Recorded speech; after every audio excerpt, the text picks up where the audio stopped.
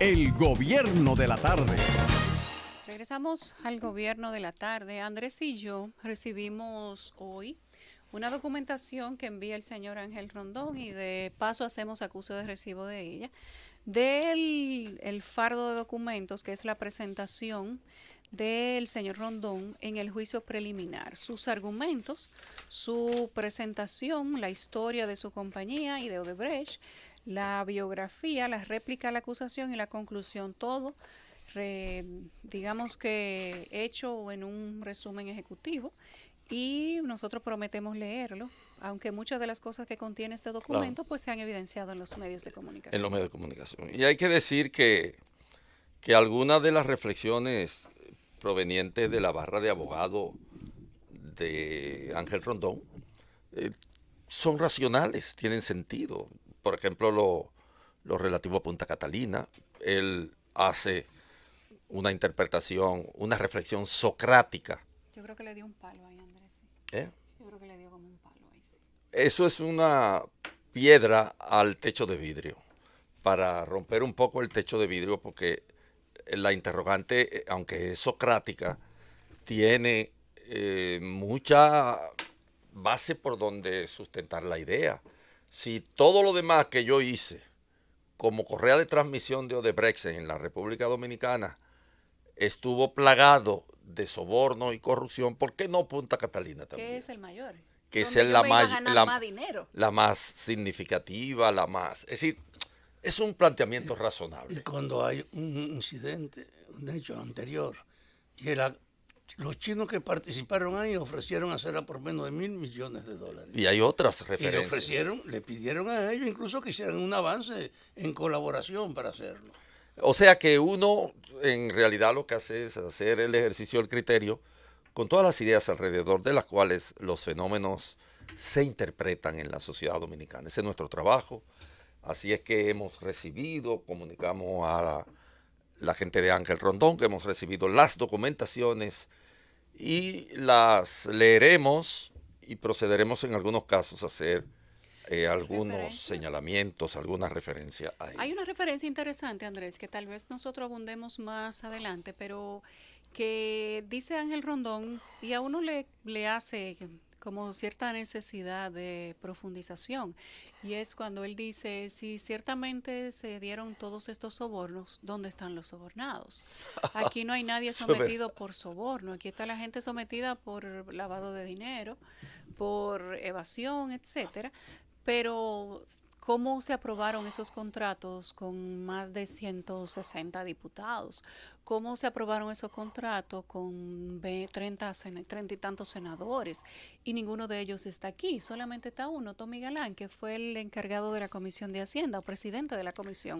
Es como de una Hac- representación. Exacto. Y entonces él solo lograba aprobar en el Senado y en la Cámara de Diputados. Y si se tuvo que sobornar para conseguir todos estos contratos y los préstamos, una serie de funcionarios, una serie de políticos, ¿dónde están esos políticos, funcionarios y legisladores? ¿Por qué estoy yo? ¿Y en calidad de qué se dieron los sobornos? Exactamente lo que ocurrió con los O sea, tucanos. soborno y no sobornado. ¿Qué pasa con los tucanos? Los tucanos, los 3.7 millones de dólares que fueron enviados para lograr el voto del Senado, de área de los senadores que tenían entonces el contrato en sus manos, era para que funcionara la correa de transmisión y lo hiciera llegar a quienes tenían voto seguro y posibilidad de influir en otros para que votaran de manera rápida. De todas maneras, se sabía que ese proyecto iba a ser aprobado en razón de que provenía del Poder Ejecutivo. Y aquí sabemos lo que son las cámaras, que son sellogomígrafos en esencia. Pero tenía oposición, alguna oposición incluso de sectores dentro del propio partido, porque ustedes recordarán aquel diputado que se amarró la boca con una cinta negra, la propia oposición de un senador, el senador entonces por Santiago, Domínguez Brito. Domínguez Brito, tenía Domínguez oposición. Brito dio una rueda de prensa y Correcto. dijo en ese momento que cómo era posible que se iba a dar tanto dinero por unos aviones que no era tal vez necesariamente lo que el país necesitaba, que teníamos una posible donación en progreso, que podíamos aceptar y en vez de comprar los tucanos, comprar los radares, que no se podía aceptar la compra de estos aviones sin tener los radares, Bueno. porque qué DH era lo que ellos iban a cazar. Recuerdo perfectamente esa rueda de prensa en la que habló Domínguez Brito en el Congreso y resultó que en ese momento generó muchas preguntas, pero eso se quedó ahí. Es cierto, pero fíjate tú, esa cita que tú haces, hoy mismo se puede demostrar con un hecho recientísimo la importancia de esos radares. En la avioneta esta ¿La que del acaba este? de aterrizar en el este, en un cañaveral, voló bajito porque no había radares y burló. Los tucanos, ¿qué pueden hacer allí? Nada. Bueno, pero en el caso de los tucanos es igual. No hay un solo sobornado en el expediente de soborno por parte de Embraer. No hay un solo sobornado. Hay un chivo expiatorio, que no decimos que es un angelito ni nada parecido. El coronel Piccini, un hombre operativo, que fue siempre lo que se describe de él en el encartamiento que le hace la justicia. ¿Por qué? Porque él toda la vida trabajó para los jefes del ejército, para los ministros Lo de las cancelaban y Fuerzas volvían y lo Armadas, lo buscaban. cancelaban y lo volvían y lo buscaban porque para que el hombre sabía mover el negocio. Y él hizo su trabajo. No hay preso ni el jefe de las Fuerzas Armadas, que en esa época era Peña Antonio y estuvo encartado en la primera etapa, ni ninguno de los courier que trabajaron en el proceso de envío de los Ni 3.7 los millones. senadores. Ni un senador no hay. No hay porque el único que había citado en los documentos de Embraer de la Corte de los Estados Unidos, el único que había, el senador Canaán, fue sacado del expediente. Y uno se pregunta cómo, Andrés. Bueno, Bueno, él y estaba mencionado otro también. sí, claro, hay otro. Yo no lo voy a mencionar Porque ya ese tiene bastante problema. porque él tiene mucho problema, el pobre. Pero lo cierto es que el aterrizaje de la supuesta nave misteriosa de la zona este, que por cierto, ya van 2 en las últimas semanas. Recuerda que se dio otra en la provincia de la Altagracia también, que ese se suponía que tenía trazas de droga, que la policía llegó y se llevó hasta los curiosos, pero le dio tiempo a la aeronave de aterrizar, volar bajito, y todos los vecinos, todo el que vivía por ahí sabía que iba a haber un bombardeo de droga, porque ya esa gente está acostumbrado a eso. Claro. Ya ellos saben, desde que oyen el sonido de las aeronaves, ya ellos saben lo que es. Y muchos salen corriendo a ver si se le pega algo o simplemente van a curiosear, pero las autoridades son las que lamentablemente no pueden encontrar a nadie. Antes de irnos, Francis, el aterrizaje está ligado por las autoridades al narcotráfico.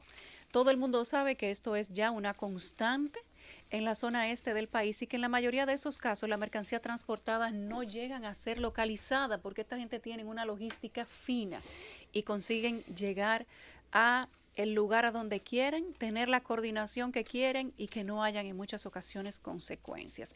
Esto se rastreó minuto a minuto y en tan solo 3 minutos, Andrés, se perdió el rastro de la aeronave. Luego se encontró simplemente el fuselaje, la nave vacía, aterrizada simplemente de una manera rápida y no había gente, no había droga y los tucanos no hicieron nada con sobrevolar la zona este donde aterrizó supuestamente esta nave. Esto es droga y droga, los satélites bien gracias y los tucanos intentando hacer el trabajo.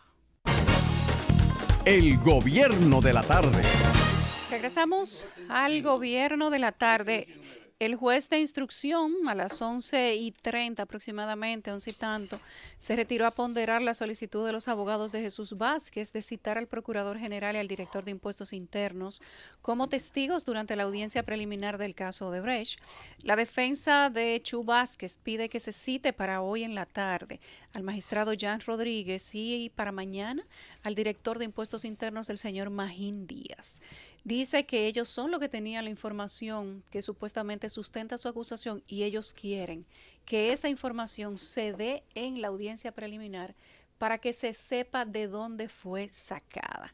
Mientras los representantes de la Procuraduría Especializada contra la Corrupción, PEPCA, pidieron que sea rechazado el pedimento al considerar que no es necesario citarlo en esta fase del proceso, sino que todo eso corresponde al conocimiento del fondo. Bueno, vamos a esperar que eso tome cuerpo. No, pero óyeme, yo estuve esta mañana en el momento y Chu me dijo personalmente, me dijo, yo estoy citando al procurador porque él ha dicho algo que él no puede probar aquí con relación a sus bienes y a sus ingresos. Y se paralizó esta mañana el juicio por eso y lo pospusieron para las 2 de la tarde. Yo supongo que a lo mejor ya están trabajando, pero creo que es una buena petición la que ha hecho Chu, de que el procurador realmente llame allá y dé el dato o la evidencia de eso que Chu le desmiente, que es sobre su origen del dinero y de sus recursos. Bueno, yo quería relacionar dos informaciones que salen hoy en los periódicos porque tienen mucha importancia para los dominicanos en sentido general. Se trata de la Alianza por el Derecho a la Salud, que hizo una movilización y un encuentro el fin de semana tratando de que se firme en el país un pacto por la salud, es decir, una propuesta que tiene importancia, trascendencia y significación. Ellos señalan que lo mejor que la sociedad civil puede hacer es unirse para tratar de lograr objetivos concretos en el área de la salud a partir de una imposición por la vía de una movilización social a quienes dirigen los destinos del país para que no releguen a un plano tan secundario, tan terciario a las políticas de salud en la República Dominicana, que como se sabe es la más baja del continente hispanoamericano.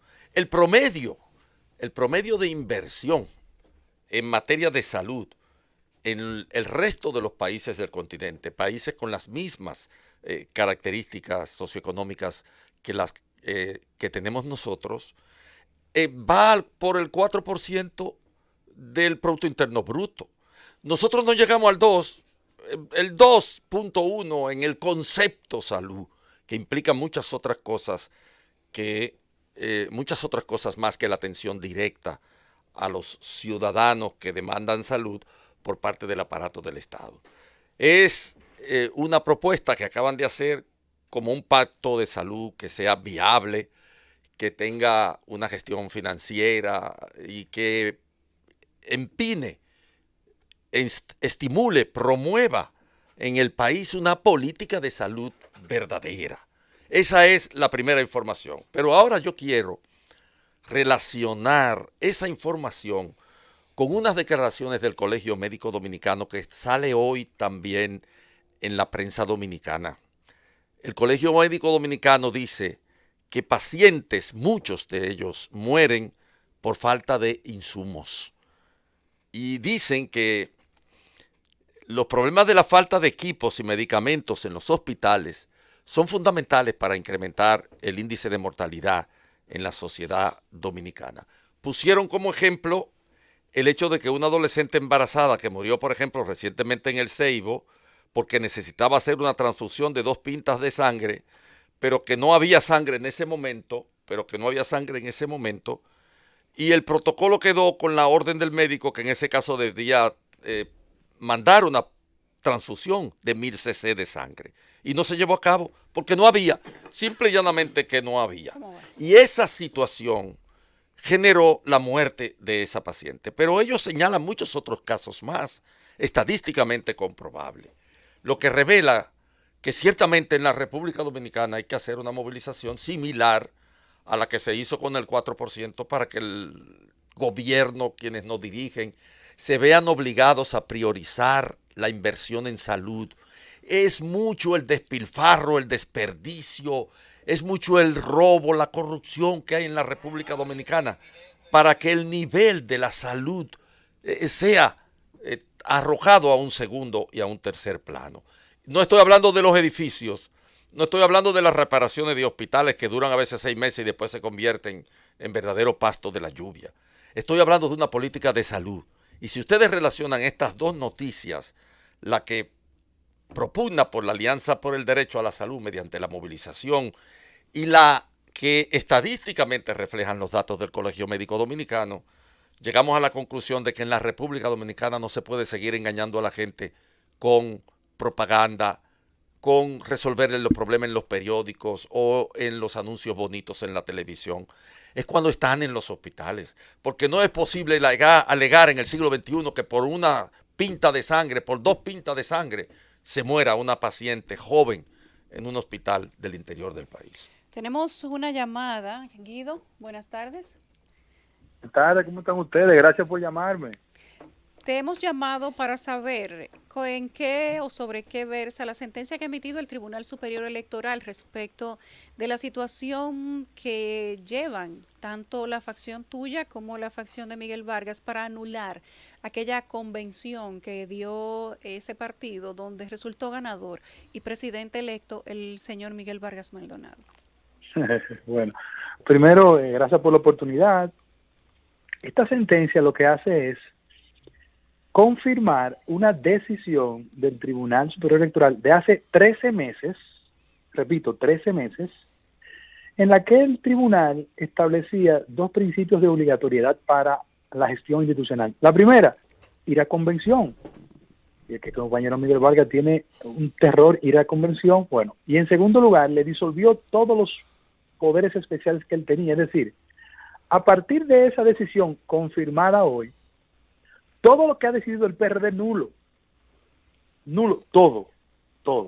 Pero en segundo lugar, ustedes, que yo les reconozco como una parte del país, que hacen énfasis en los temas de discusión institucional del país, yo quiero decir lo siguiente: esto pasa, entre otras cosas, primero, por esas mentalidades primitivas que dirigen los partidos políticos, que están en el siglo XVIII y creen que los partidos son negocios personales.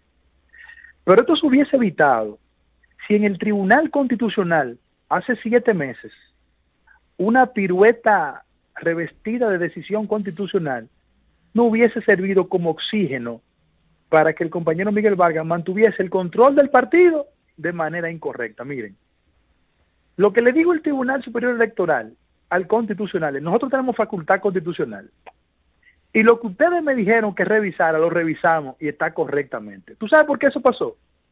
Porque me armaron una mayoría precaria por la fuerza de la política. Y buscaron a Milton Ray Guevara, a un orfebre del derecho, que es Díaz Filpo, y a Víctor Gómez Bellón, un hombre que nunca ha ejercido la carrera, ¿verdad? Y ellos armaron una mayoría, no obstante, 4 jueces fundamentales habían dicho que no, y que yo había pedido la inhibición de esos 3 jueces por razones políticas, porque lo expliqué. Y me hicieron una mayoría precaria y me devolvieron al TC. ¿Y tú sabes lo que hicieron en el TC? Porque aquí la gente del periódico Hoy tiene información privilegiada. Busquen el titular de hoy. Yo gané la sentencia que la ratificaron hoy, la gané 4-1. ¿Cuál fue el voto que te dio en contra? ¿Cómo? ¿Sabes de quién es el voto que...? Sí. El voto, cuando gané 4-1, el voto de Madera Arias, que vota consistentemente en contra mía y tiene un hermano que tiene un programa de televisión y es un activista de Miguel Vargas, eso lo sabe todo el mundo. Todo el mundo lo sabe. El magistrado Madera, una gran persona, amigo mío. Madera Arias, sí, es verdad. Es una gran persona, perfectamente, eso es verdad. Yo no estoy hablando de su persona, sino de su comportamiento jurídico en el tribunal. 1. Y 2, revirtieron el voto de la magistrada Cristian Paredes. O sea, esa magistrada que hoy dijo que ella se desdijo, votó 4-1 en favor mía. Mire, yo ella como dama y como magistrada soy muy respetuoso y no voy a emitir ningún juicio respecto de ella, por el contrario, la respeto, tanto lo de Madera como lo de ella, porque yo soy un hombre que tiene valor democrático, pero yo sé perfectamente el hilo conductor que la devolvió a ella, porque este es un país de colindancia, pero ella me merece respeto como magistrada y como dama, y no lo voy a decir. Ahora, yo me quito el sombrero frente al magistrado Jaques, el magistrado Sosa y la magistrada Peralta, que yo sé la presión que tuvieron esta semana, y quién los visitó, quién le mandaron, la presión que hicieron, y todas las cosas que insinuaban respecto de la peligrosidad de que la sentencia fuera favorable a mí. ¿Tú sabes por qué? porque este es un país de relaciones ¿Cómo que colindantes. la peligrosidad, Guido? Peligrosidad. ¿Cómo? Pero ¿cómo que la peligrosidad? Pero si procede o no procede, no debe de Ah, ser no, porque peligrosidad. el fundamento de la impugnación de ellos no era jurídico. Oh, Era la peligrosidad de que Guido, Tonti, Andrés y ese grupo tuviesen el control del partido. oh. Ese es su problema, porque la operación de carácter político-financiera implica que manos seducidas por el dinero tengan el control del partido. Y ahora no. Ahora hay una nueva ley electoral y nosotros en 48 horas vamos a notificar, porque de conformidad con la nueva ley electoral es la Junta que organiza las elecciones. Ya no es el sinvergüenza de Mariñez que puede estar y que el presidente de una comisión. Es la Junta. Y sobre esa base nosotros, con toda la humildad del mundo, sin excedernos, creemos que esto no es un problema de quién ganó y quién perdió, es que los valores democráticos hay que defenderlos por la vía civilizada. Así es. Bueno, Nosotros no hemos tirado una piedra en ningún sitio, no hemos insultado a nadie, por el contrario, quiero reiterar que respeto la decisión del magistrado Madera y de la magistrada Cristian, no tengo ningún inconveniente con ella, el mismo respeto de siempre. Pero yo le quiero hacer una pregunta a ustedes. ¿Cuál es el temor del sector de Miguel de una convención?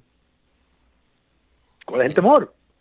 Ellos manejan, mira, la Cancillería, manejan autoridad portuaria, manejan el Seguro Social, la Junta de Evasión Civil, el Ministerio de la Mujer.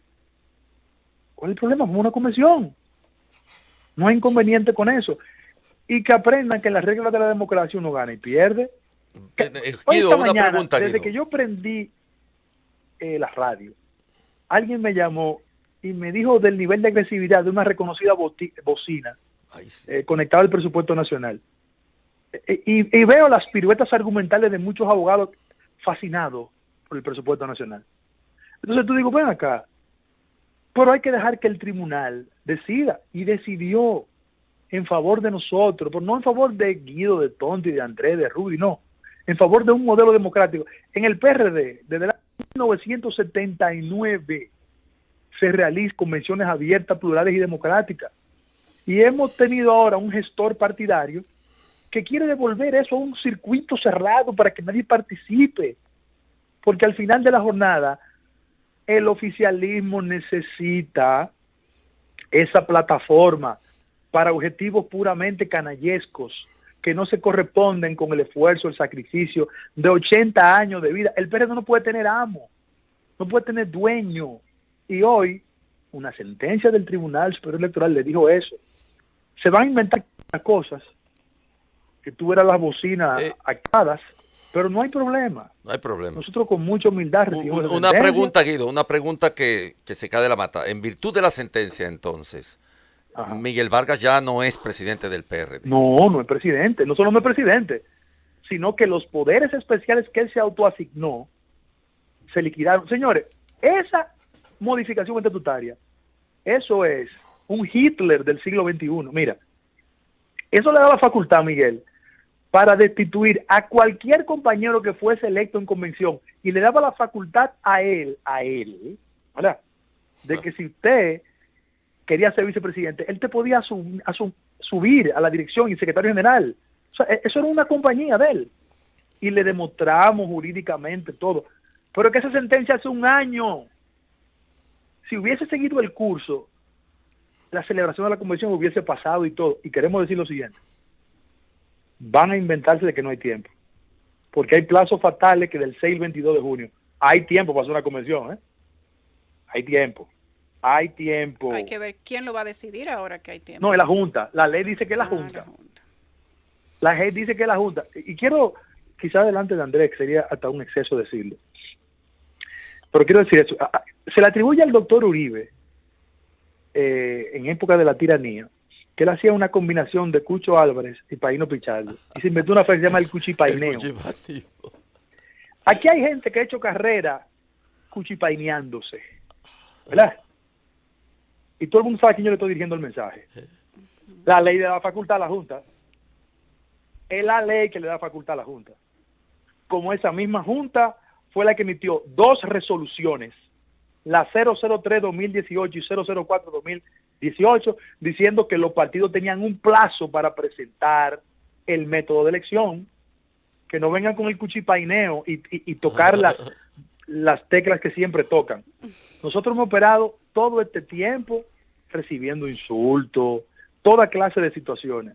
y fuimos al tribunal decentemente y ganamos. Yo espero ir a una convención. Bueno, gracias Guido. Más Gracias a adelante ustedes. queremos Miren una invitarte cosa. aquí. Dinos. Todo Adelante. pasa y todo queda. Así es Guido.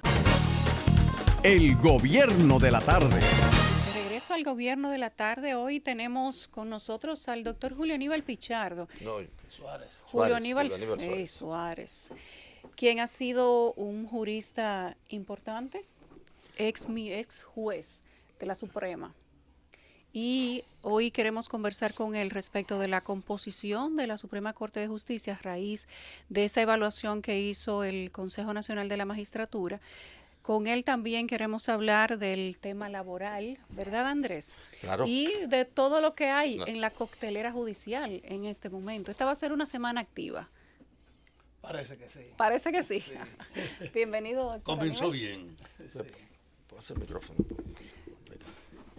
Bueno, quizás sería bueno comenzar por el movimiento, lo que hay alrededor de las modificaciones al Código Laboral de la República Dominicana.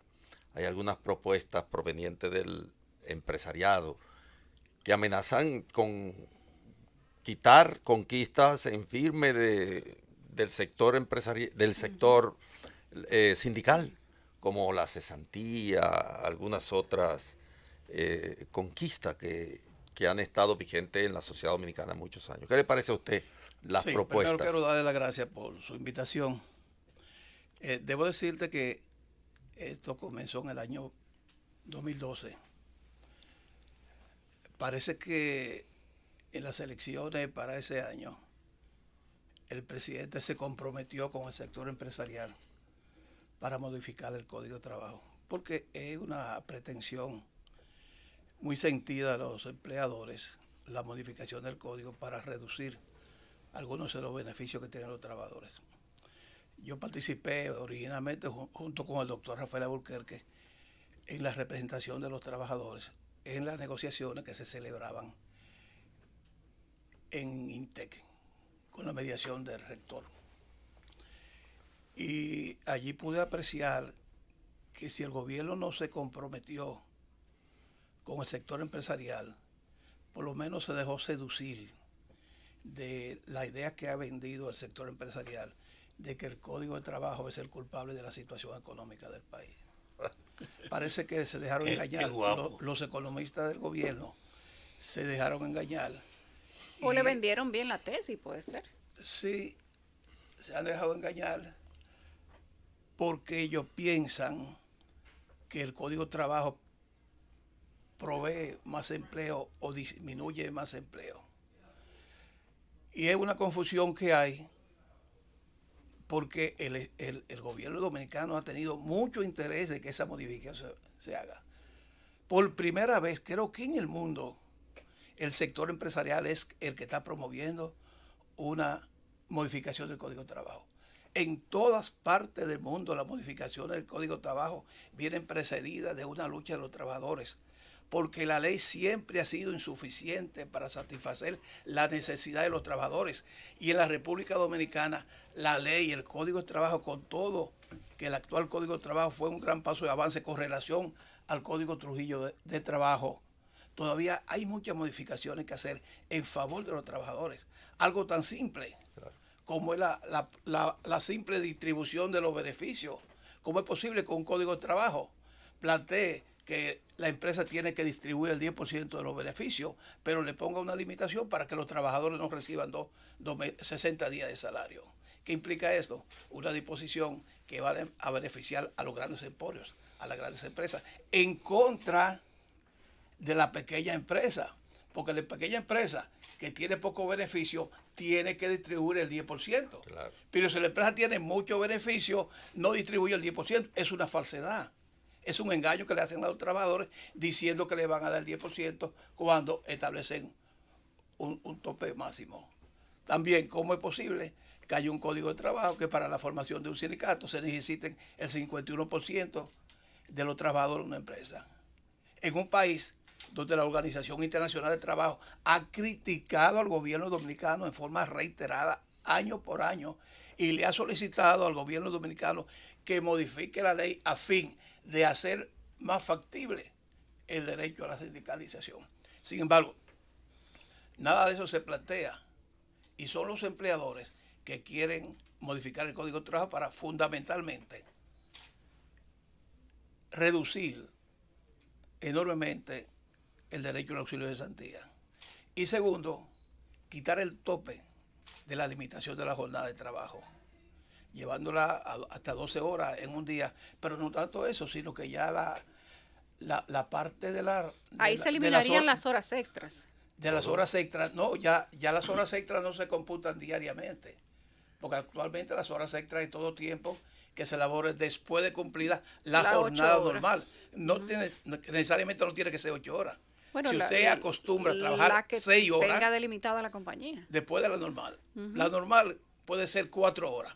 Ya el trabajador que trabaja 5 horas ya está trabajando horas extras. Pero entonces no se hace el cómputo ni diario ni semanal, sino un promedio mensual. ¿Qué significa eso? Que se atenta contra la razón de ser de la limitación de la jornada de trabajo, que es la preservación de la salud del trabajador y además permitir al trabajador de que haga vida social, de que haga vida familiar. Porque si se le permite que trabaje en 12 horas. Y se plantea, todo se ha ido presentando como caramelito. El 4x4. Vamos a trabajar 4 días de 12 horas, pero usted va a tener 4 días de descanso. Eso afecta al trabajador, porque aquí hay muchos trabajadores que además de su trabajo normal tienen otro trabajo o tienen que estudiar. El trabajador que se le imponga trabajar 12 horas en un día tiene que dejar el trabajo adicional que muchos recurren al pluriempleo y dejar los estudios. Además de que eso resulta muy afectante para la salud. Se dice, se ha creado un reloj imaginario de las 3-8 y una de esas 8 es las 8 horas del trabajo, las 8 horas de sueño, de sueño y la otra de la distracción. Sí. Y se plantea que la 9ª hora ya afecta la salud del trabajador. Pero eso se plantea de una manera de que, bueno, va a trabajar menos. ¿Cuánto trabajo aquí hay para que alguien pueda trabajar 4 días en una empresa adicional? Con la cesantía, los empleadores dicen que no han presentado el proyecto. Sí, ellos presentaron, el proyecto original lo presentaron los empleadores. Y ellos planteaban que un trabajador no podrá computársele la cesantía más que 4 veces el salario tope para el pago de la seguridad social, que era en esa época 8,000 y pico. Es decir, que un trabajador que ganara más de 36,000 pesos, su cesantía se iba a computar sobre la base de 36,000 pesos, aunque ganara 60,000 pesos. Pero no tanto eso, que limitaban el tiempo. Creo que eran 5 o 6 meses que planteaban. Un trabajador que trabajara 12 años, 15 años, 20 o 30 años, iba a recibir la misma cantidad que el trabajador que trabajara por 5 años, porque era el tope. Entonces los empleadores plantean. Pero lo grave de eso no es que los empleadores tengan esa posición, porque es muy normal. Siempre se ha dicho que la gran confrontación que hay entre trabajador y patrono tiene que ver mucho con aquello que mientras el trabajador quiere trabajar menos y que le paguen más, el empleador quiere que trabaje que más, le trabaje más y pagar menos. Eso es normal. Lo que uno no entiende cómo es el gobierno que se asocia a esa idea y facilita la posibilidad de que eso se logre y presionan a los trabajadores. Cuando se rompió la negociación en Intec y nos retiramos, yo salí contento. Oigan qué alegría, ¿Por qué? más boba, porque todo quedó igual. Ni se avanzó ni se retrocedió. Se avanzó porque lo dejaron igual, porque no lograron su objetivo.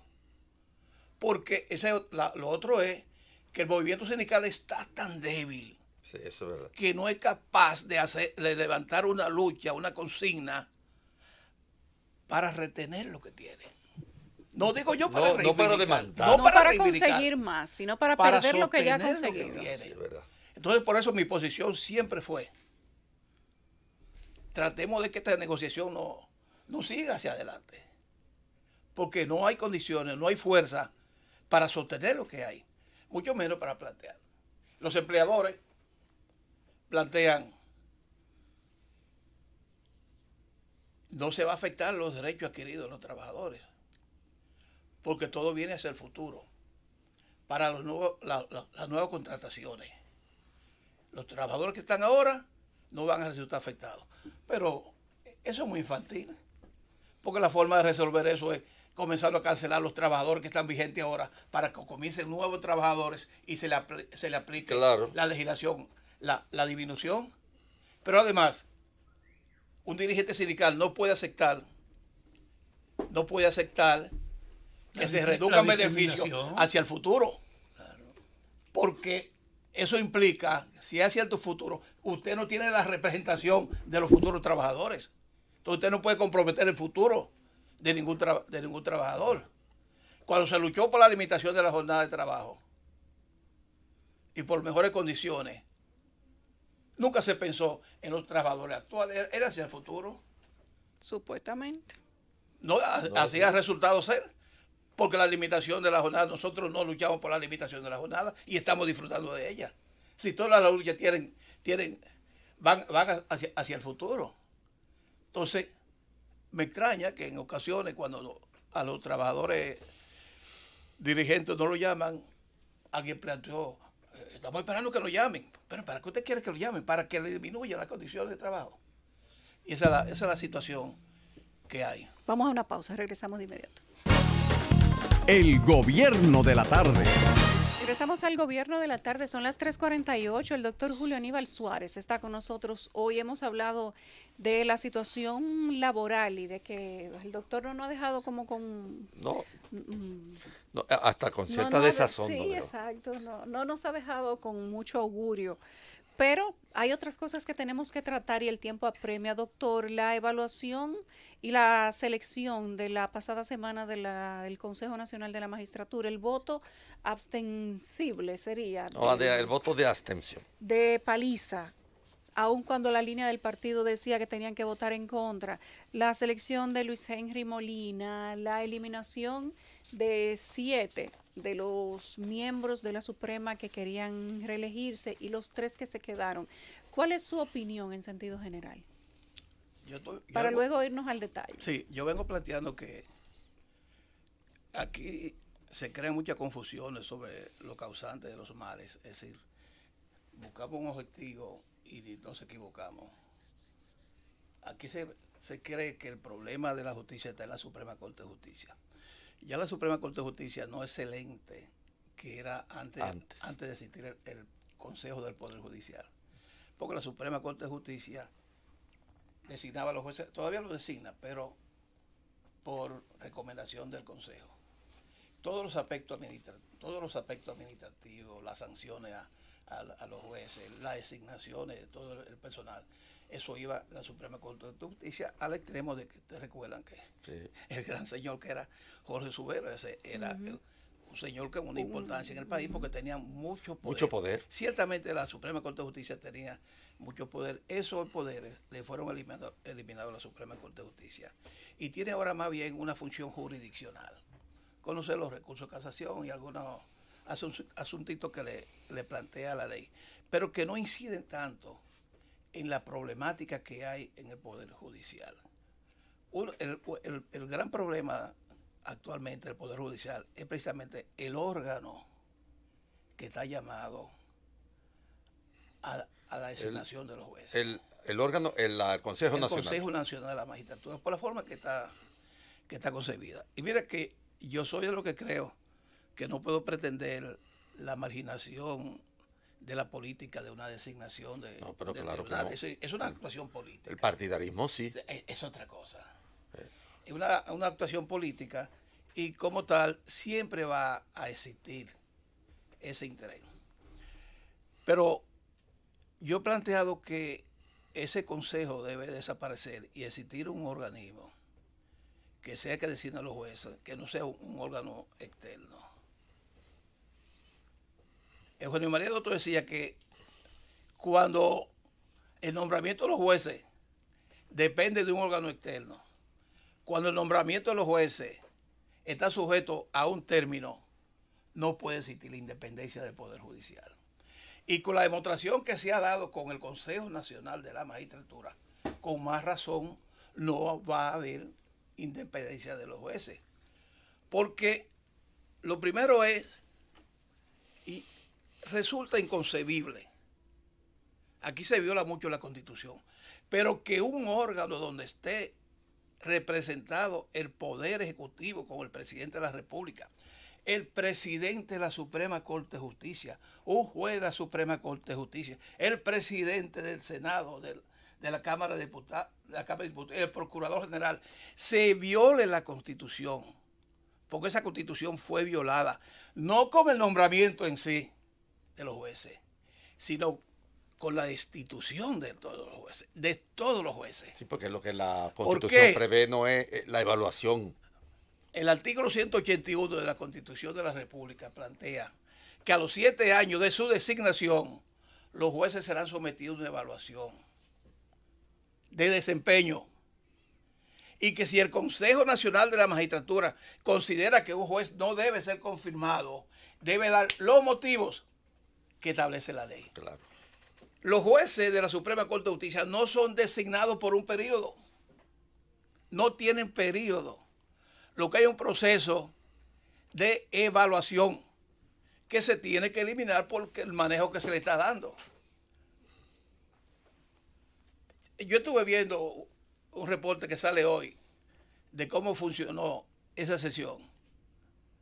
Y se plantea que se decía, ¿quién tiene un juez?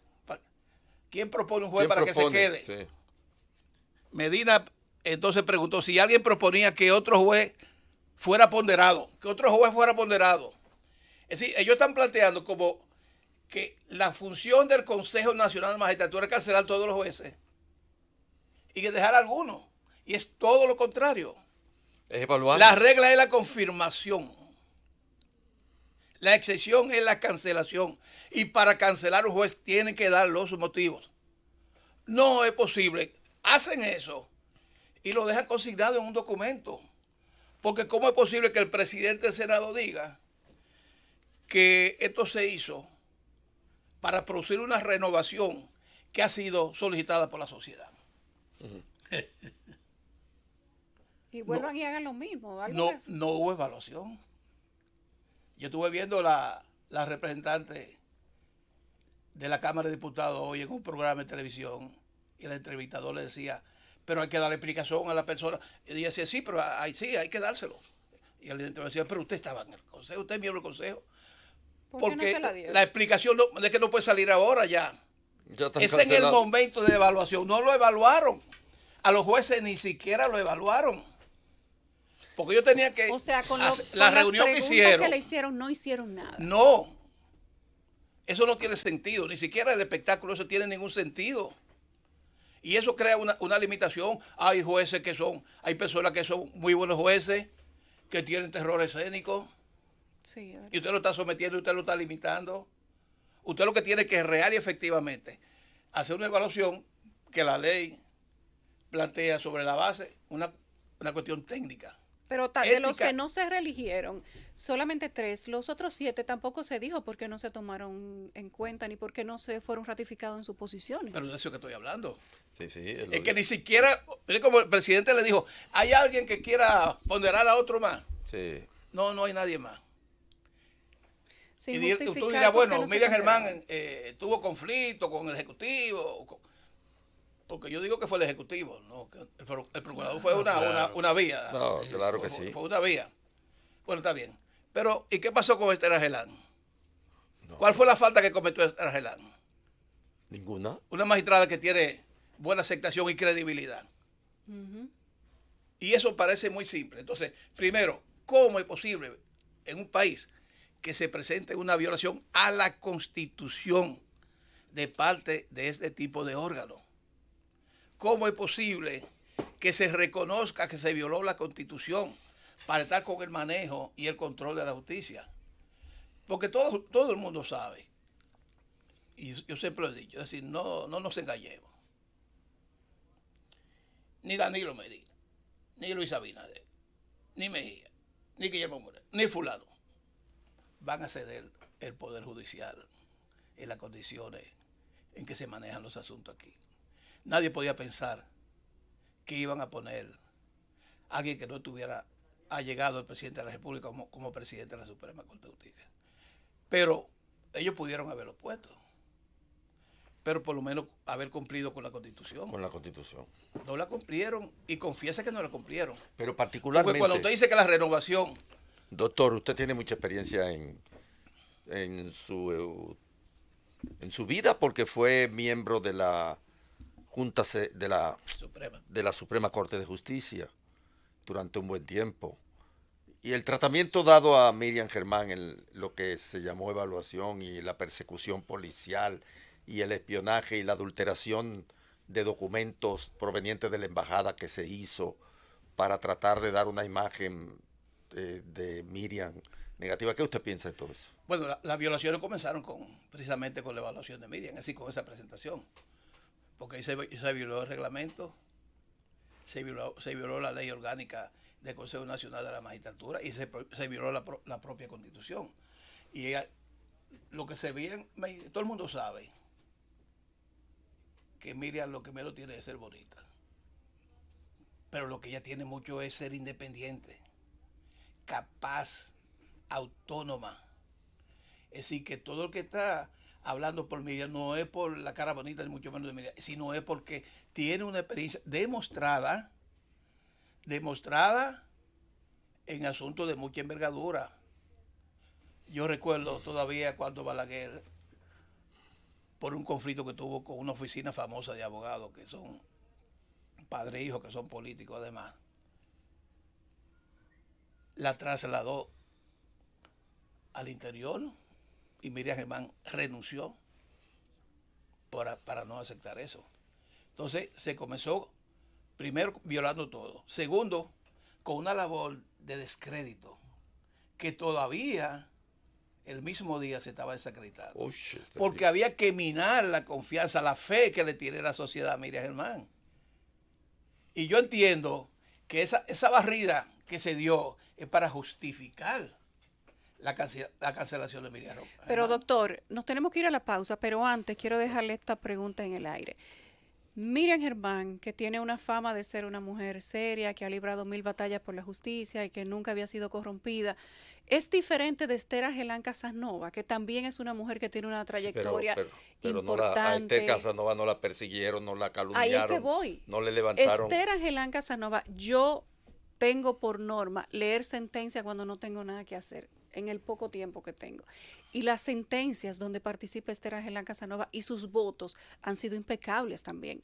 Y yo no creo que haya nadie que tenga nada que endilgarle contrario a Esther Angelán Casanova, y la sacaron sin dar ninguna explicación. ¿Por qué no pudieron hacer lo mismo con Miriam Germán? Pero hablamos de eso al regreso de la pausa. El gobierno de la tarde. Regresamos al gobierno de la tarde. Pero en el caso, hablamos con el doctor Julio Aníbal Suárez, para quienes se conectan en este momento. Yo le digo, doctor, que en el caso de Miriam Germán, tal como hablábamos en la pausa, a ella por lo menos le tiraron todo ahí, delante de la opinión pública, delante de todo el mundo, y ella, de una manera u otra, hasta usando medios de comunicación, periódicos, amigos periodistas, mujeres que se solidarizaron con su causa, se defendió. Pero en el caso de Esther Angelán Casanova, no le dijeron nada. Yo creo que todavía no le han dicho por qué no le eligieron. Y tampoco la acusaron de nada de lo que ella pudiera defenderse. Es que simplemente la descartaron. La descartaron y ya. Claro, pero yo planteo eso. Y la situación de ella es peor. Pues con Miriam se cuestionó. Y ella se defendió. Pero Esther Angelán es una juez que ya tiene crédito a nivel hasta internacional. Porque, está vicepresidenta de un órgano internacional de mujeres. Ahora, como dicen, insultar y darte una pecosada es peor que te den una pecosada. A Miriam Germán le dieron una pecosada y le insultaron.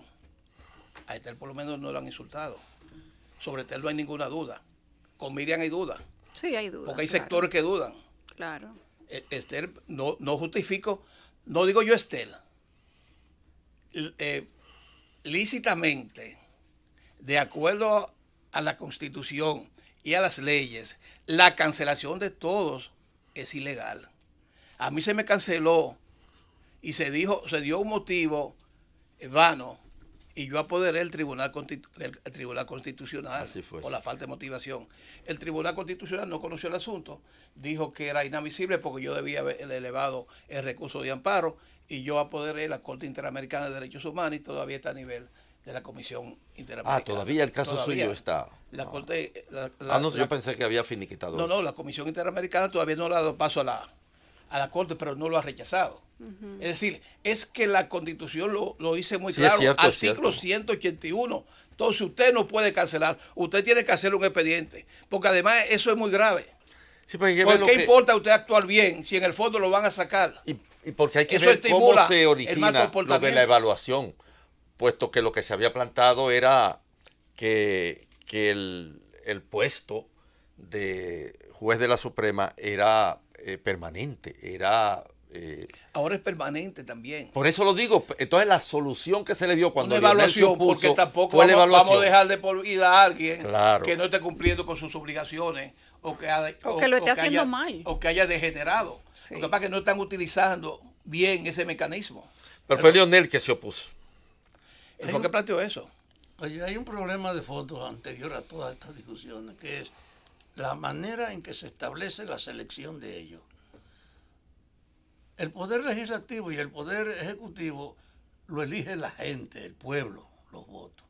El de la justicia, que es un poder que tiene influencia y autoridad sobre los otros, no puede de ninguna manera crearse de una forma independiente. El hecho de que sea hijo, de que la mayoría que prevalece entre el Ejecutivo y el Congreso decide. Entonces la justicia es un instrumento al servicio de la mayoría del poder, ejecutivo y legislativo juntos. Hay que buscar una manera en que se evite ese hecho tan significativo.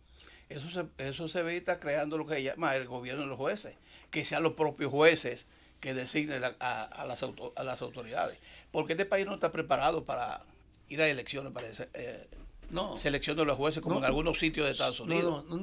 Porque incluso eso tiene sus problemas. Pero porque en Estados Unidos hay grandes oficinas de abogados que escogen jueces. Le pagan la campaña a los jueces y entonces crean compromisos. Recuerden el caso de este muchacho del cubano, el niño cubano, que el juez tuvo que inhibirse porque el juez fue uno de los abogados que participaba ahí, fue de lo que pagó la campaña del juez que iba a conocer. Entonces ese va a pasar lo mismo, que entonces los jueces van a depender, como están diputados, están dependiendo muchos legisladores del tipo que tiene dinero para sostener una campaña de 20 o 30 millones de pesos. Pero hay otras modalidades, porque por ejemplo en Perú la justicia es bastante independiente de los políticos. En Brasil la justicia ha sometido a los políticos, lo ha metido en cintura a muchos de ellos. Ya vemos cuántos presidentes hay presos en Perú. En Perú el procedimiento es distinto. Hay un consejo. Pero en Perú, hace algunos años, el presidente del Consejo Nacional de la Magistratura era un ingeniero, presidente del Colegio de Ingenieros, porque en Perú el Consejo de la Magistratura están las organizaciones populares, las organizaciones sociales, y están integrados, porque lo que yo he planteado, el asunto de la justicia no es solamente cuestión de abogados, todos estamos involucrados de una manera o de otra en el mejor funcionamiento de la justicia. El problema de fondo es, hay que buscar una manera de escoger la jefatura sin que sea la expresión de la mayoría del poder legislativo y el ejecutivo. Porque desde ese punto de vista se va a dar lo que vimos ahora. ¿Qué es lo que ha hecho? Consolidar la hegemonía en el poder de Danilo Medina. Eso tiene un vicio original, un pecado original, que es lo que sucede con los resultados de las elecciones, porque este es de los pocos países que hoy un partido está en segundo lugar y en las próximas elecciones no tiene un representante en el Congreso. Y entonces se da la situación de que el partido gobernante tiene la mayoría en la Cámara y en el No, Senado. Y entonces eso produce esa situación. Y ahí es que se sabe el problema de fondo es ese. Porque entonces, Danilo, yo he dicho, yo entiendo a Danilo Medina, él se ha preguntado, ¿y cuál es mi suerte después que dejé el poder? Y tiene 17 presidentes en América Latina que le respondieron. El logro que están exhibiendo Yo los los representantes comprendo. de la minoría en el Consejo Nacional de la Magistratura fue que lograron que las sesiones se televisaran. ¿Y qué sentido tuvo? Porque Ninguno. el pueblo vio que lo mejor No lo escogieron. no le cogieron. Porque a Jenny Berenice no le hicieron caso. El pueblo vio que muchos de esos, incluyendo la magistrada Gelán, hizo una presentación fenomenal, Impecable. brillante, como otros jueces, y sin embargo Muy no le bien. cogieron. Entonces, Ni ¿qué a, importa? Ni a José Alejandro ¿Qué Vargas. importa que lo publiquen? Ni a Jenny ¿Qué Berenice. importa que sea televisado? Ni a, ¿cómo se llama? Modesto Martínez. A Modesto. Ni a Modesto Martínez. Pero yo déjame quiero- decirle, permíteme decirle, yo expresé en el PRM que el partido no podía retirarse de las reuniones que se estaban produciendo, pero tenía que criticar el problema de fondo, que es, este organismo no asegura independencia ni ninguna otra cosa que produzca una justicia creíble o confiable, por la forma en cómo se escoge. Y lo que el país tiene que hacer es discutir una manera donde la independencia no esté en juego, porque la forma en que se escogió no es una forma manipulable. Eso es el desafío que tiene que tener. Yo insistí con los compañeros, pero en el fondo están los problemas de la gente y las visiones, porque el PRM pudo haber puesto en evidencia esto que yo estoy diciendo. La forma como se coge la justicia no garantiza más que la servidumbre de ella al Poder Legislativo y al Poder Ejecutivo. Y eso sigue siendo un compromiso para el futuro de este país. Lograr una justicia que evite todas las evidencias de que tú no tienes una justicia confiable. Y eso también es para los propios jueces. Porque desde ese punto de vista, ellos no tienen tampoco ningún poder real, los jueces. Claro, si no tienen Ni siquiera- independencia, ni si siquiera- tienen temor No. a que no importa su actuación, No. puedan ser Entonces, sustituidos. el desafío para ustedes, los abogados y los políticos y los ciudadanos que quieran una justicia real, es saber que la forma como se coge la justicia no la garantiza. Ahí es que está el asunto, Ahí es que está el problema de fondo. la forma de selección de los jueces. Así es. Doctor, casi se nos termina el tiempo, pero no quiero que usted se vaya sin preguntarle sobre el efecto de el voto del presidente del PRM en el Consejo Nacional de la Magistratura. Bueno, efecto no tiene en el orden jurídico.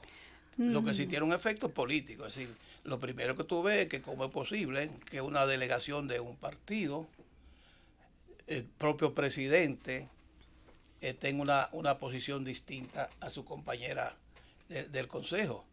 Porque lo primero que cualquier partido, y más de la oposición, tiene que tener una posición bien definida de si va a aceptar un funcionario del presidente de la República. Ya la tenían definida, ya había una línea partidaria. Entonces, ¿qué pasó? Esa es la pregunta. Entonces, yo no podía decir qué pasó. Lo que yo podía decir, lo que revela eso. ¿Qué está pasando con ese partido? ¿Cómo ese partido está manejando los asuntos? ¿Cómo ese partido, con ese tipo de situaciones, pretende llegar al poder? ¿Cuál es la seguridad de una coherencia para la ciudadanía? De alguien que actúe de esa manera a nivel del presidente del partido. Él tendrá sus razones, pero usted no estaba ahí a nivel personal. No, Quizá era amigo de Luis Henry como soy yo. Pero un problema es la amistad, una cosa son los sentimientos y otra cosa es La ética. la salud de la patria, Ay, si se puede decir. yo Y, y otra cosa son los deberes que usted tiene que cumplir, los la compromisos. orientación que usted tiene que llevar, que usted tiene. Yo tuve muchos problemas con familiares y amigos cuando tuve la Suprema, porque primero está tu deber, está el cumplimiento de tus obligaciones. Y parece que él se fue por alguna debilidad personal y creyendo que era lo mismo, porque en el efecto jurídico Sí, pero no es lo un mismo. voto más, un voto menos, no significa nada. Ahora, pero a los no. fines del mensaje que manda, no es lo mismo. No Debe significa quedar lo mismo. claro que el PRM debió asumir otra posición, que no fuera legitimar una manera de escoger los jueces, que uno sabe no corresponde a la aspiración de que surja de ese ejercicio una justicia confiable. Y que eso sigue siendo una demanda para este país. Mientras no resolvamos ese problema de cómo se cogen, no hay manera de tú creer que se va a producir. Bueno, de la entrevista que yo vi de la representante de la Cámara de Diputados, se ve que ellos ni siquiera hicieron constar nada en el acta, porque para ellos no se levantó acta. No se levantó en un acta, es decir, no hay ni siquiera una protesta de parte de ellos, un señalamiento de la forma que se estaba manejando, porque ellos no podían permitir que se dijera, ¿quién tiene ahora lo que el presidente debía haber dicho como presidente del Consejo de la Magistratura era, alguien tiene un juez que deba ser cancelado? Y entonces ese juez presentaba el expediente contra ese juez, Las acusaciones ese miembro, la concretas. acusación, y sobre la base aquí lo cancelaba. Pero ellos están dando como un hecho que los jueces había que cancelarlo y que la excepción era dejarlo. Al extremo de que la juramentación, los jueces que se confirman lo juramentaron. Es decir, para ellos, los jueces son nombrados por 7 años, la Constitución no dice eso. ¿Por qué había que juramentar a los jueces que fueron confirmados? Si ellos que no se cancelaron. Se dejó en su Continuaban posición. en la posición que tenían. Sí. Bueno, gracias al doctor Julio Aníbal Suárez, que ha estado con nosotros la tarde de hoy, dándole un poco de luz y viendo su punto de vista respecto de las selecciones o de la elección que se hizo definitiva para la Suprema Corte de Justicia. Doctor, ha sido un placer tenerlo con nosotros esta tarde. El placer ha sido mío. Muchas gracias. Vámonos a una pausa y regresamos. El gobierno de la tarde. Regresamos. Son las 4:19 en el gobierno de la tarde. Muchas cosas más que compartir. El comentario de doña Margarita Cedeño, Andrés y Fafa, que ha generado tantas respuestas en favor y en contra. ¿Qué lectura le vamos a dar? Díganme. Bueno, uno se pone a imaginar cualquier cosa, pero objetivamente ella hace una propuesta de su candidatura con unas ponderaciones que yo considero que son ingenuas. Pero está destruyendo al marido con eso. Eso lo vamos a ver en la segunda parte. Yo pienso, sí. No, porque es cierto. Oye, ¿qué dice ella? Que sería un desperdicio que ella volviera a ser primera dama. Otra vez. Y que, por lo tanto, lo que le corresponde es ser presidente, porque si es un desperdicio, el país se la está perdiendo. ¿Tú te imaginas lo que se está perdiendo el país con ella? Es una verdadera infamia que ella no sea... Pero está diciendo... Pero no presidente, no. Vamos a nombrar a la reina como la reina Isabel y dejarla ahí con su séquito y su vaina. Pero ciertamente, ella no tiene infraestructura. Todo el liderazgo de Margarita viene primero por ósmosis, ese fenómeno de la ósmosis, que tú al lado de una persona asume las características de su liderazgo, etcétera, porque está al lado de una preponderante figura política que la aupó, que la colocó, En este caso que la de dos. situó. Bueno, eso es una. Y lo otro es por el presupuesto público que ha manejado, porque ninguna de las acciones de tipo social que ella hace, ella las personaliza, porque una característica esencial del subdesarrollo en este país, lo hemos declarado muchas veces, y un poco que ahorita cuando Guido hablaba, esgrimía alguna de esas ideas. Los gobernantes dominicanos tienen una concepción del Estado que corresponde con el siglo XIX. Los gobernantes nuestros y los políticos actuales nuestros son del siglo XIX, se creen que el Estado les pertenece, que el Estado es de ellos y que las gestiones que ellos hacen en nombre del Estado, Son con su ellos la bolsillo. personalizan. Danilo Medina sale a repartir dinero del erario los fines de semana y dice, y le voy a dar el camión y le voy a dar esto. Usted, señor, no da nada. Usted, señor, está usando el Estado, está usando la estructura del Estado, que es un plural es un sujeto plural. El Estado es un sujeto plural porque lo integramos todos y porque es, de alguna manera, la expresión de todo lo que la sociedad conjuga para poder civilizadamente interactuar. Entonces usted no da nada, usted no está dando nada. Usted está personalizando las acciones del Estado.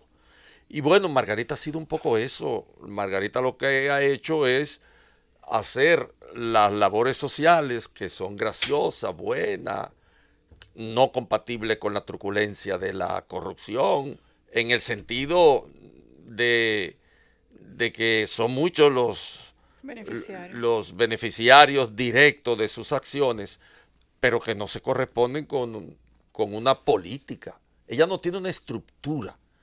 Ella tiene un grupo de asistentes, de analistas de publicidad, de gente que le programa actividades con fondos públicos.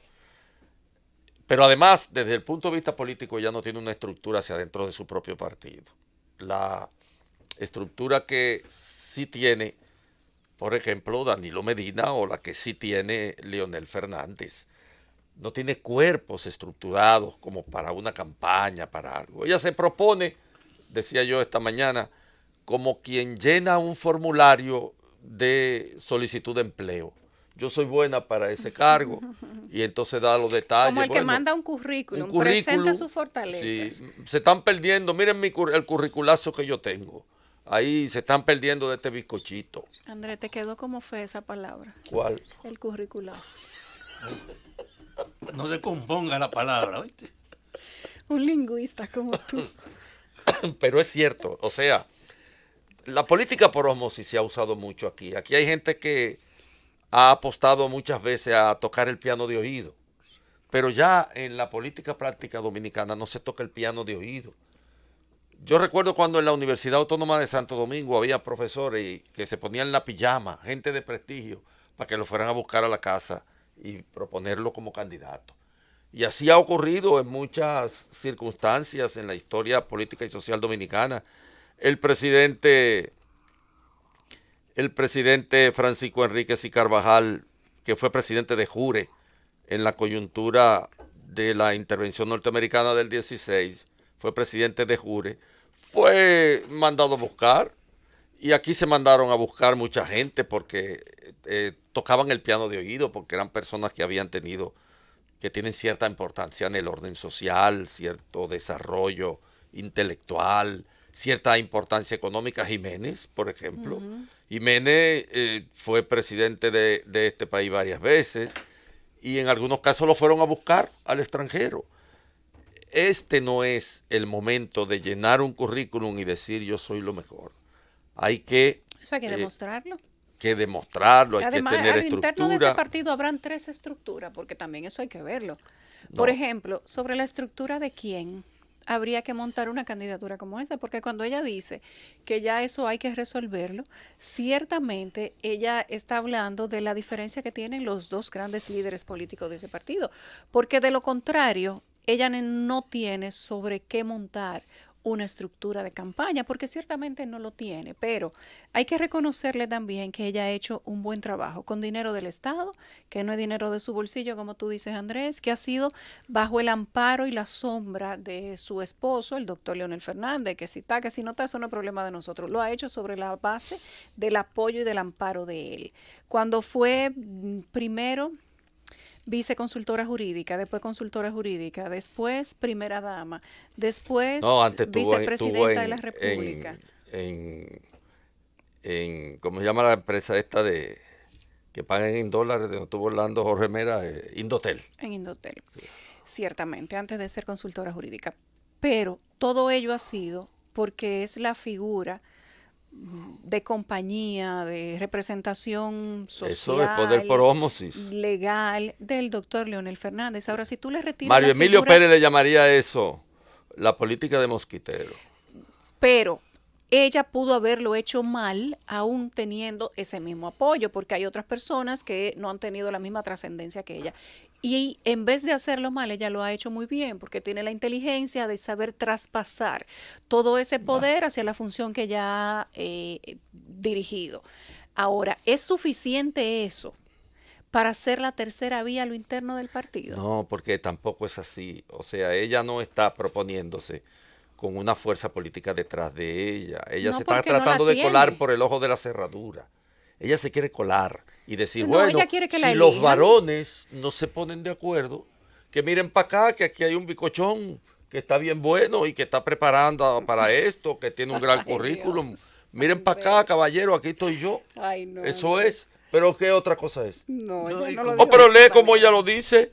Si no, que le den paso. Oye, yo creo que ¿Qué va a un ser un gran desperdicio? desperdicio volver a ser solo primera dama. Así que yo espero que Como se pongan que de acuerdo. fue tan malo. Sino que le den el paso a una nueva generación, a una persona que realmente pueda ganar en primera vuelta. O sea, ella puede ganar en primera vuelta porque sí. Pero con eso ¿Por ella qué? dice que los otros precandidatos no ganan en No primera ganan en vuelta. primera O sea, vuelta, porque ella, ninguno de ellos. Ella sí. ella le echa una vaina a Andrés, todo el Pero mundo. ella tiene 10 puntos en los sondeos y los otros tienen 26, 28. Pero oye una cosa, la militancia política o la participación en política tiene en cierta medida que ver con los cargos y las funciones públicas, pero son carreras que terminan tú ganándote o fortaleciendo. ¿Cuáles serían como persona los elementos para que la gente crea que ella puede manejar el país?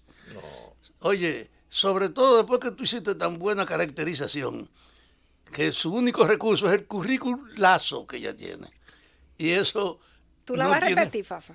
Curriculazo. Fafa. Eso... Fafa. ¿Cuáles condiciones tiene Fafa. ella? Fafa. Son 80 que tú tienes. Ay, Dios, ay, Dios. El gobierno de la tarde. Regresamos al gobierno de la tarde. Un avión de la aerolínea Sky Airlines aterrizó de urgencia y terminó fuera de la pista en el aeropuerto Douglas Charles en Melville Hall, isla de Dominica, según reportó el portal Dominica News Online. La información publicada por el medio es que el jet tuvo complicaciones con el tren de aterrizaje y también se reporta que no hubo heridos graves, aunque sí un pasajero resultó con una pequeña herida sobre el ojo y otros se quejaron de fuertes dolores en el pecho. El avión viajaba desde Santo Domingo, aterrizó de emergencia en Melville Hall, producto del accidente, y el aeropuerto ha sido cerrado. En otro orden, el Ministerio de Interior y Policía informó este lunes que queda prohibido el expendio de bebidas alcohólicas el Viernes Santo con motivo del feriado de Semana Santa. Además, se recalcó que durante ese asueto los centros de expendio de bebidas alcohólicas deberán permanecer cerrados desde las 12 de la madrugada del Viernes Santo hasta las 12 de la madrugada del sábado. El ministro José Ramón Fadul manifestó que la disposición se ejecuta dentro del ámbito del decreto 308-6 y en ese orden añadió que está prohibido el cierre de calles, la colocación de piscinas en las proximidades de negocios de venta de bebidas alcohólicas. La medida restrictiva también incluye autopistas, avenidas, calles marginales, caminos vecinales y aceras en todo el territorio nacional. Además, reiteró que las autoridades estarán vigilantes para evitar la entrada de menores de edad a los centros de expendio de bebidas alcohólicas, la obstrucción a las vías públicas, el porte de armas de fuego y la música estridente en vehículos y establecimientos. Bueno, yo quería brevemente hacer una referencia al caso del payaso El canqui. en Santiago, el famoso ahora canqui, porque la sociedad tiene que reflexionar respecto de lo que se está denunciando. No es solo, y he buscado pormenores alrededor de la denuncia, no es solo que se violaban niños, es que había, parece, ya veremos cuáles indagatorias, qué cosas salen a flotes a raíz del proceso de investigación que se debe haber abierto ya en Santiago de los Caballeros. Pero lo que algunos periodistas de Santiago están comentando es que además había comercio de sexo con algunos niños menores de 12 años, etc. Tanto así que un periodista hizo un reto al Ministerio Público que tiene que hacer las investigaciones allí para que aclare con detalle lo que otros payasos están diciendo en relación con esa estructura de comercio sexual que parece que se había formado alrededor de el payaso canqui y de muchos niños jovencitos en algunos casos. Hay una publicación televisiva que incluso entrevista a uno de ellos. Pero tanto como la violación a los menores de edad que se producen alrededor de una figura como el pater protector, que son figuras que han sido psicológicamente estudiadas por la historia de la psicología, incluso porque Freud las llegó a tratar. Son figuras de referencia paradigmáticas o modélicas que no levantan sospechas, que tienen un costado del cuidado de los procesos educativos o de las estructuras familiares, alrededor de la cual se debe suponer que no hay sospecha. Un payaso entra en esa categoría, porque un payaso es un factor de entretenimiento, incluso invoca la inocencia, convoca a un escenario infantil. Un payaso es ciertamente lo que uno, digamos, más sueña cuando hace una fiesta infantil con niños, etc. Asociado a la inocencia total. Está totalmente asociado a la inocencia, a la risa, a la alegría, a la incontaminación de los malos sentimientos, etc. Pero parece que alrededor de esta figura del Tan Canqui, repito, es lo que se discute ahora en algunos ambientes de Santiago de los Caballeros sobre el tema.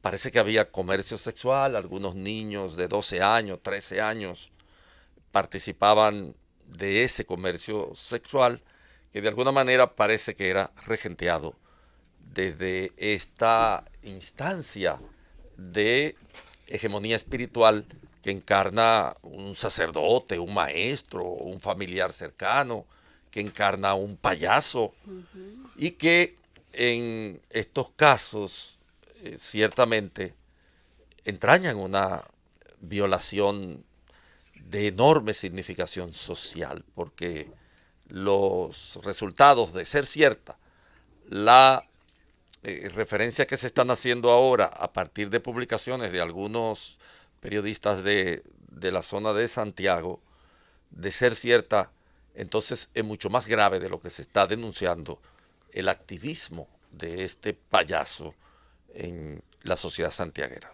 Miren, hace 5 años aproximadamente, un canal internacional, Univisión, un canal conocido por la mayoría, hizo un reportaje con un joven que se vinculaba también, Andrés, al abuso sexual de niños. Este muchacho tiene de apellido Vargas, porque no quiero decir su nombre de manera completa. Pues él, cuando la fiscalía lo tuvo en sus manos, este señor Canqui también fue vinculado al caso, porque resulta que el muchacho no era solamente victimario, sino que había sido víctima también.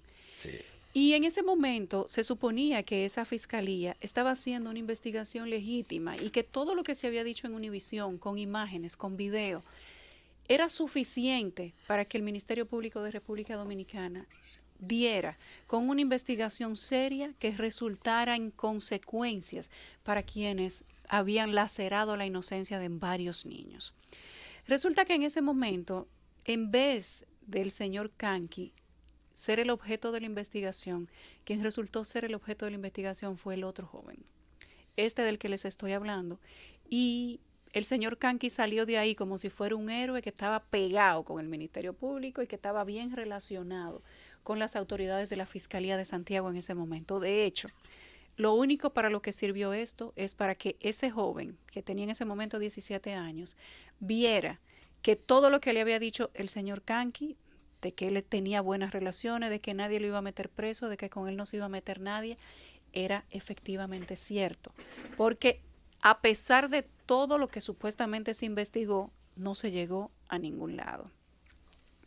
En ese momento, este joven no quedó siendo victimario solamente, sino que el mismo sistema los revictimizó.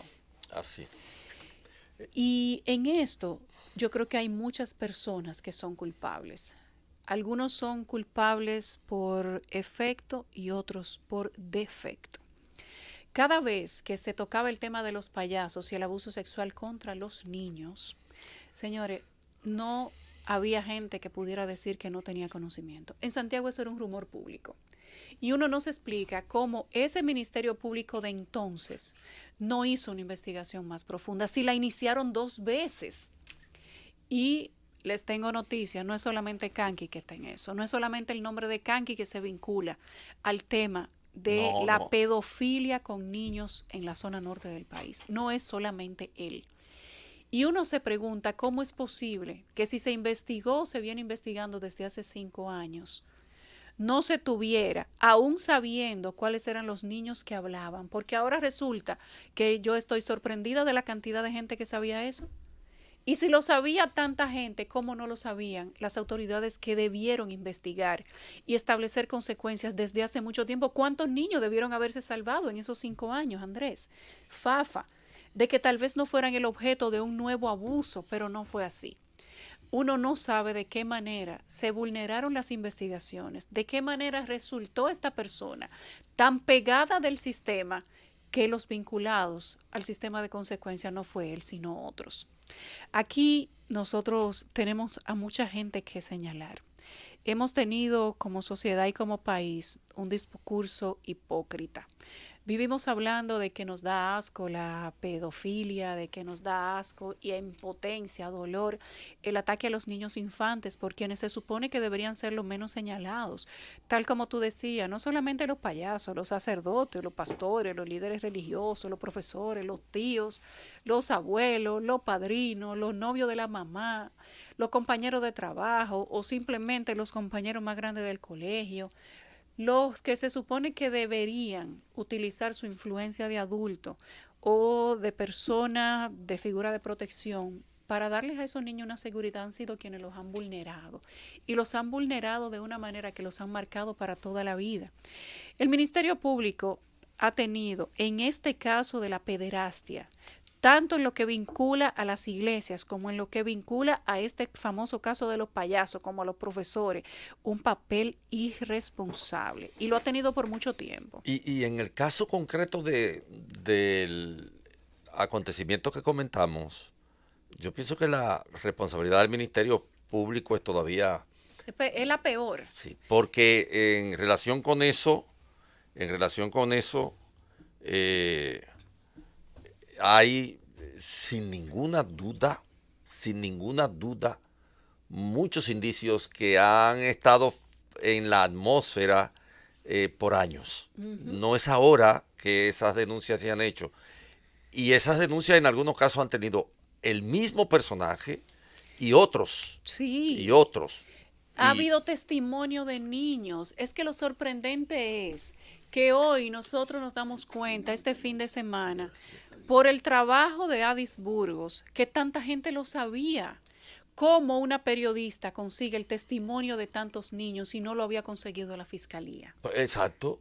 ¿Cómo una periodista consigue localizar, dar con la familia, sacarle la información a todos esos jóvenes y no lo pudo hacer la fiscalía? Es que aquí tenemos un papel de complicidad que ha sido completamente irresponsable. Y hay que decirlo con todas sus letras. La fiscalía inició y lo anunció en los periódicos. Yo lo encontré hoy, precisamente revisando. Sí, Andrés, pero archivos. lo hacen a raíz de una investigación periodística. Pero no, pero yo no digo ahora. No, yo no digo ahora. Hace 3 años y medio la fiscalía anunció una investigación. ¿Tú sabes por qué? No me acuerdo ni quién era la fiscal. ¿Por qué lo anunciaron? Porque lo pasó Univision en Estados Unidos. Correcto, pero ¿qué resultado tuvo? Ninguno, no tuvo No se ninguno. publicó nada después. Fue solo una promesa que se quedó en el aire. Y ahora tenemos, entonces, caso concreto en relación con este payaso Kanki, que están escandalizando a la sociedad santiaguera. Y ciertamente... Pero yo no sé de qué se escandalizan. Honestamente, y lo digo con dolor, yo no sé de qué se escandalizan si eso era un rumor que desde hace 5 años tiempo. lo sabe todo el mundo. Mucho tiempo. Lo lamentable de esto es que de 5 años hacia acá, muchos niños pudieron ser salvados. Y gracias a ese papel de investigación irresponsable y cómplice, Sabrá Dios la cantidad de nuevos niños que fueron sometidos a la violación y al ataque infame de esos bandidos sin que nadie pudiera ir a salvarlos, sin que la familia también tuvieran o asumieran la responsabilidad que le toca, porque aquí nada más no es del Ministerio Público, que han sido unos irresponsables en el caso de la pedofilia. El Ministerio Público aquí, y no se trata del procurador anterior ni del de ahora, señores, en conjunto. Aquí hay una cantidad de fiscales sinvergüenza que han sido unos irresponsables, porque la ley manda a hacer una investigación de oficio tan solo con el rumor. Y aquí ese rumor, quien lo empezó a propagar fue un canal internacional con esa investigación, 5 años atrás. Y ese tipo, con todos los testimonios que se han conseguido de esos niños, duró 5 años, hasta con un programa de televisión. Vinieron aquí a la capital en una marcha. Con buen financiamiento y una marcha que hicieron hasta Higüey. Hicieron una marcha diciendo que el abuso no da risa. Y cuando eran ellos mismos, porque no es él solo. No es él solo. El Ministerio Público sabe de lo que nosotros estamos hablando. Sí. No es él solo y no es a él que solamente tiene que abarcar la investigación. Ahora, la pregunta que yo te hago, Andrés, es, si no lo hacen los medios de comunicación, si no hacen este tipo de señalamientos, si no buscan las víctimas y tratan de hacer público todo lo que pasa, ¿habrían hecho algo? No creo, porque es que eso da vergüenza. Porque lo que encontré ayer, hoy al mediodía, buscando sobre el tema, era un compromiso de la Fiscalía de Santiago de entonces.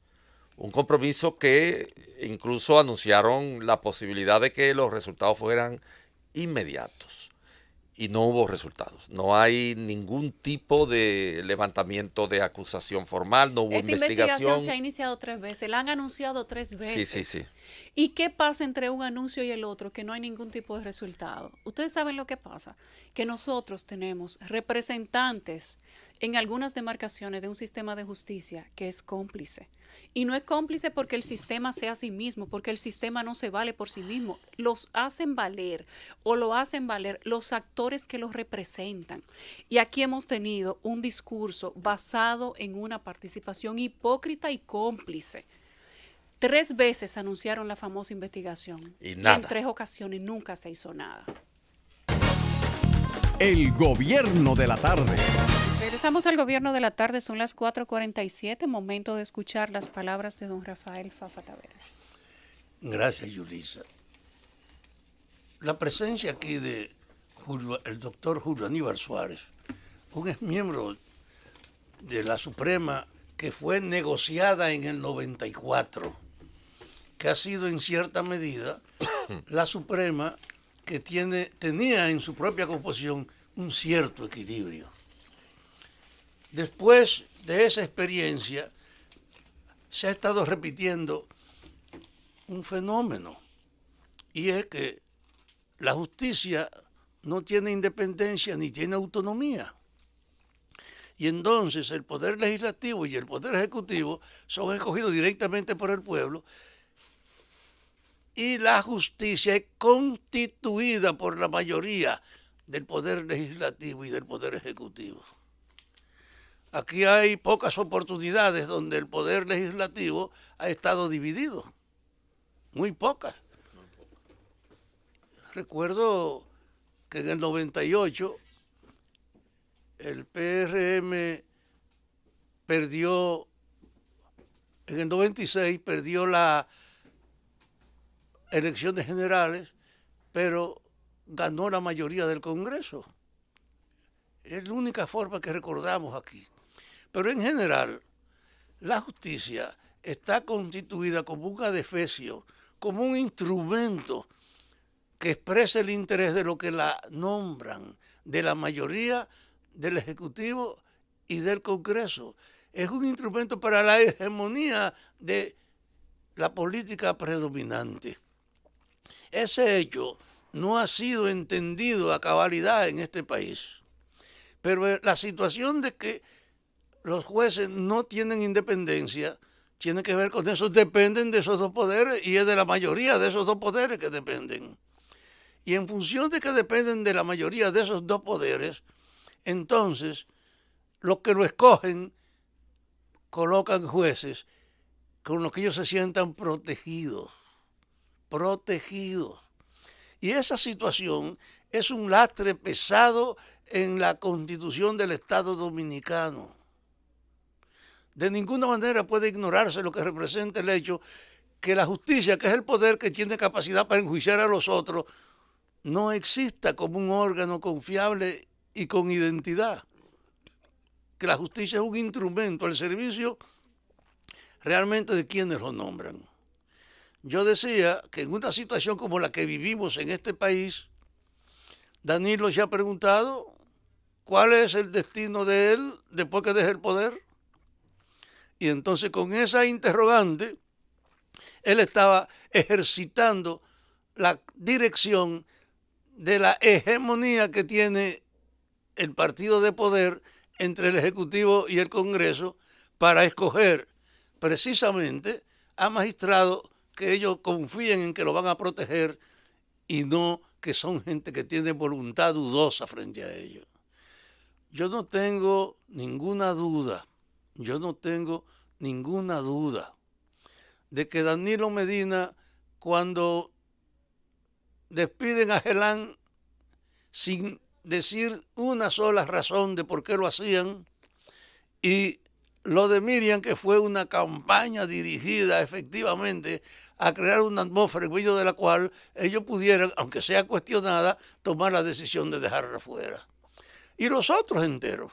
Y ahí hay jueces en esa Suprema, escogidos ahí, que la gente sabe que son garantía para la servidumbre que el Poder Ejecutivo quiere de la justicia. Ahí hay jueces, no quiero mencionarlo, pero ahí hay jueces que la gente sabe que no tienen posibilidad de que uno considere que ellos son personas autónomas. No, no son personas autónomas. Son un instrumento del poder. Y en ese sentido, ese hecho nos plantea una cuestión de fondo sobre la propia institucionalidad del país.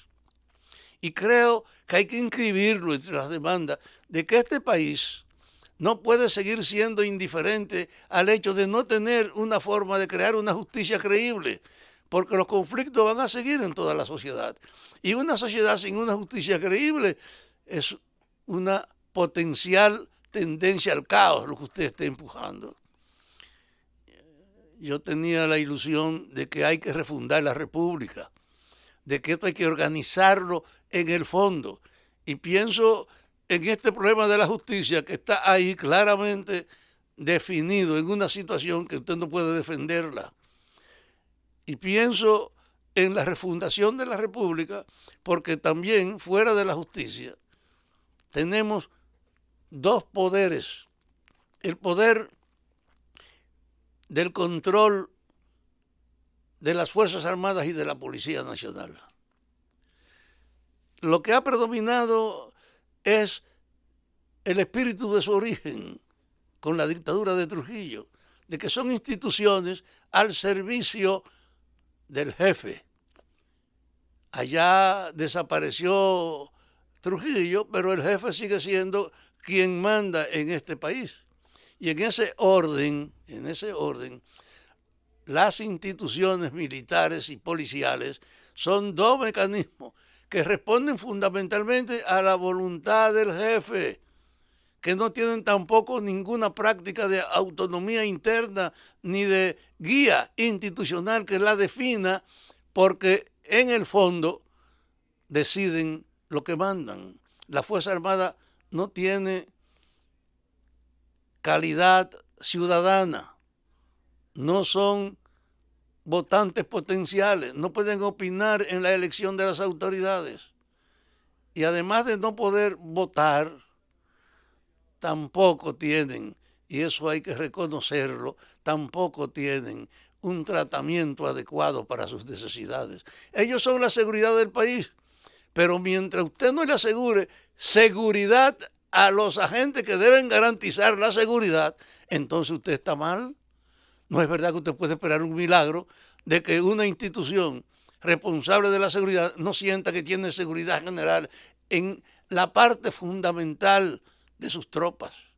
Ese hecho de la justicia y de la Fuerza Armada obligan a la refundación de la República, a tener que tratar el tema sobre la base de lograr una forma transparente y confiable de su desenvolvimiento, y que en función de la claridad de todos sus niveles y su espacio, la gente le tenga el respeto que debe tenerle a las instituciones a las que le debe la garantía y la protección que la población necesita.